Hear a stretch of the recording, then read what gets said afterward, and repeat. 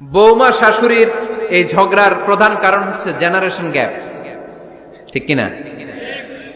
শাশুড়ি এক জেনারেশনের আর বৌমা আরেক জেনারেশনের। শাশুড়ি ভাবে একরকম, বৌমা ভাবে আরেক রকম। শাশুড়ি চায় বউর উপর খবরদারি করতে, বউ চায় শাশুড়ির উপর খবরদারি করতে। এই ডমিনেটিং এর কারণে কিলাকিলি আছে না নাই? আহা, এটা ঠিক না। আমার শাশুড়ি মায়েরা যারা আছেন, প্রথমে শাশুড়ি দিয়ে শুরু করি। আমার মাইকের আওয়াজ যে ঘরগুলাতে যায়, আমার শাশুড়ি মাদেরকে বলবো, বউদের উপর অত্যাচার করবেন না। ছেলেরে প্রশ্ন করে, তোর কাছে তোর বউ বড় না আমি বড়? আছে না নাই? এটা একটা প্রশ্ন হইল।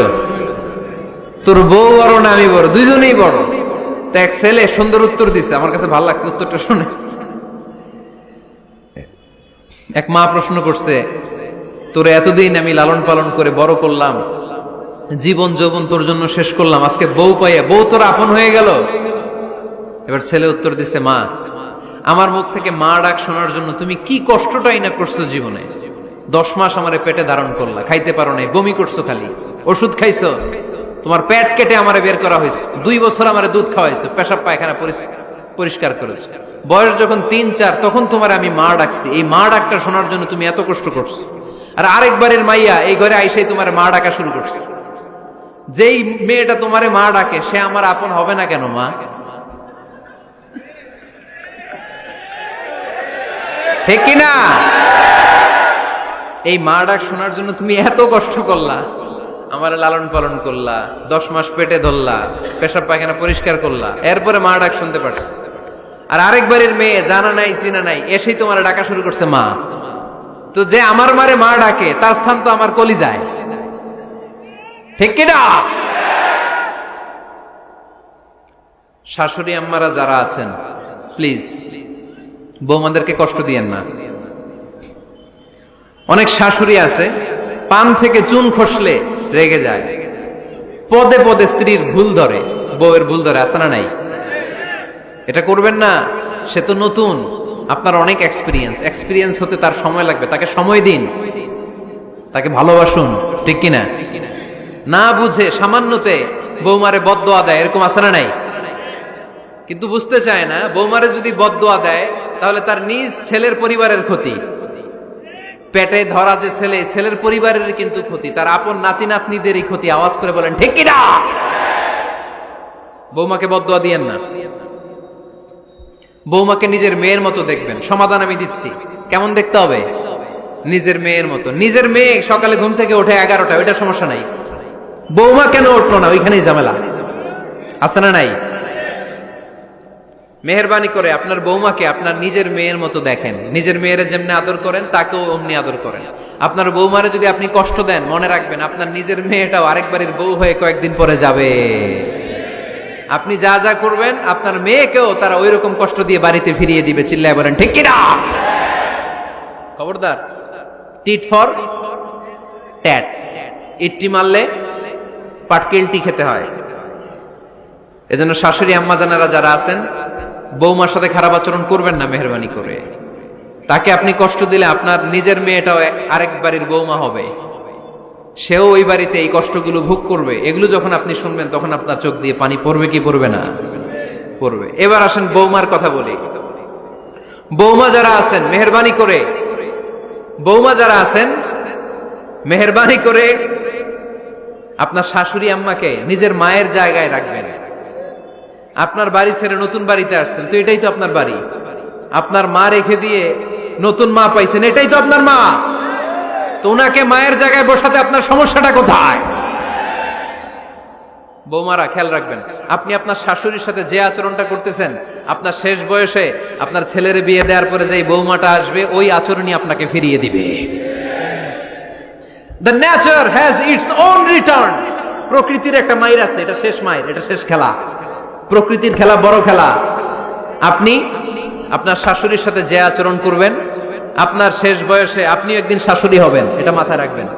ওই আচরণই আপনি ফিরে পাবেন। আওয়াজ করে বলতে হবে ঠিক কিনা? এজন্য 9 নাম্বার পয়েন্টস হচ্ছে মিউচুয়াল রেসপেক্ট।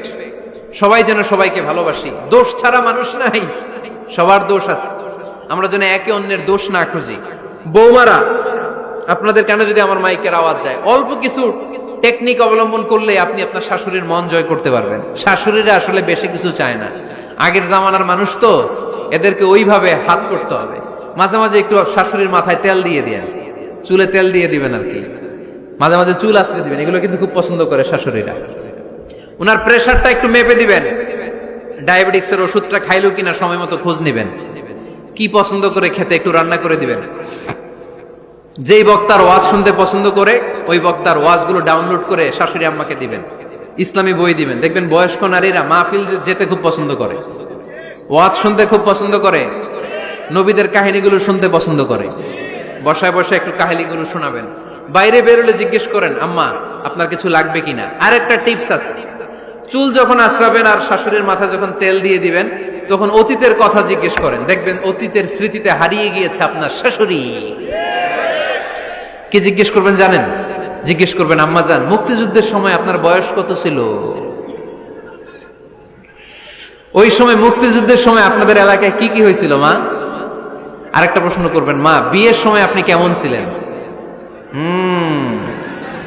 ওই দিন দেখবেন বুড়ি আর বুড়ি নাই, জুয়ান হয়ে গেছে। ওই দিন বলবে, মা আমি অনেক সুন্দরী ছিলাম, আমার মাথায় অনেক চুল ছিল, আজকে নাই। আমগো গ্রামে আমার সাথে সুন্দরী মাইয়া ছিল না। অতীতের স্মৃতিতে, স্মৃতি হাতরাতে হাতরাতে তিনি হারিয়ে যাবেন। জিজ্ঞেস করবেন যে, মা শীতকালে আপনাদের দেশে কি পিঠা বানাতেন আপনি যখন ছোট ছিলেন, আপনার বাপ চাচারা কি করতো? এগুলো জিজ্ঞেস করলে উনি স্মৃতির পাতা হাতরাতে হাতরাতে চোখ দিয়ে দাঁড় দাঁড় করে ওনার পানি ঝরতে শুরু করবে। আপনার জায়গায়, ওনার হৃদয়ের মনি কোঠায় এমন জায়গায় পৌঁছবে, আপনার ছাড়া উনি কিছুই বুঝবে না। বৌমারা, এই অল্প কিছু টিপস অবলম্বন করে আপনারা আপনাদের শাশুড়ির মনকে জয় করতে পারেন। শাশুড়ি বৌমার দ্বন্দ্ব আমরা চাই না, আমরা চাই শাশুড়ি বৌমাকে নিজের মেয়ের মতো জানো, আর বৌমা শাশুড়িকে আপন মায়ের মতো ভালোবাসুক, ঠিক কিনা? এই মিউচুয়াল রেসপেক্টই পারে শাশুড়ি বৌমার দ্বন্দ্বকে দূর করতে, আর ঘরটারে শান্তির টুকরা বানাতে। আওয়াজ করে বলেন ঠিক কিনা? কয়টা গেল? আর আছে কয়টা? দোয়া করবেন একে অপরের জন্য। দোয়া, সাইয়েদনা ইব্রাহিম ফ্যামিলির জন্য দোয়া করতেন, রব্বি জাআলনি মুকিমাস সালাতি ওয়া মিন যুররিয়াতি রব্বানা ওয়া তাকাব্বাল দুআ। ও আল্লাহ, আপনি আমার নামাজ কায়েমকারী বানান, আমার কলিজার টুকরা সন্তান ইসমাইলকেও নামাজ কায়েমকারী বানান, আমার দোয়াটা আপনার দরবারে আপনি কবুল করে নেন। সুবহানাল্লাহ পড়েন। রব্বানা ইন্নী আসকানতু মিন যুররিয়াতি বিওয়াদিন গায়রি যী যারইন ইনদা বাইতিকাল মুহাররাম। ও আল্লাহ, আমার সন্তান সন্ততি, আমার ফ্যামিলিকে ধুধু মরুপ্রান্তর এই উপত্যকার মধ্যে তোমার কাবা ঘরের সামনে রেখে গেলাম, তাদেরকে তুমি নামাজ কায়েমকারী বানিয়ে দিও।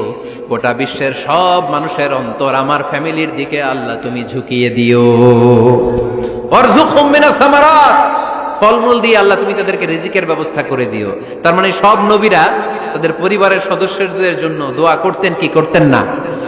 আবার কোরআন আমাদেরকে শিখালো, রব্বানা হাব লানা মিন আজওয়াজিনা ওয়া মিন যুররিয়াতিনা কুররাতা আ'য়ুন ওয়াজআলনা লিল মুত্তাকিনা ইমামা।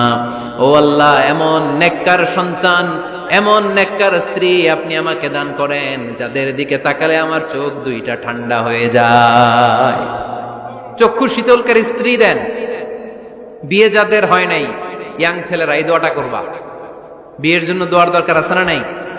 প্রতিদিন এই দোয়া করবা, আল্লাহ এমন স্ত্রী দেন, এমন জীবন সঙ্গিনী আপনি আমাকে দেন, এমন লাইফ পার্টনার দেন যার দিকে তাকালে আমার চোখ জুড়িয়ে যায়। এমন সন্তান আল্লাহ আপনি আমার ফ্যামিলিতে দেন যাদের দিকে তাকালে আমার চোখ দুইটা ঠান্ডা হয়ে যায়। নেককার সন্তান, নেককার স্ত্রী আল্লাহর কাছে দোয়া করে চেয়ে নিতে হয়। তাহলে ফ্যামিলি মেম্বার একে অপরের জন্য দোয়ার দরকার আছে না নাই? বাবা দোয়া করবে ছেলের জন্য, ছেলে করবে বাবার জন্য, মা দোয়া করবে মেয়ের জন্য, মেয়ে করবে মায়ের জন্য, ভাই করবে বোনের জন্য, বোন করবে ভাইয়ের জন্য। দোয়ার দরকার আছে না নাই? দোয়া করবেন সবাই সবার জন্য। এই যে কোরআনের বঙ্গানুবাদ পাওয়া যায় না এখন, কথা বলেন। স্মার্টফোন আছে কার কার দেখি?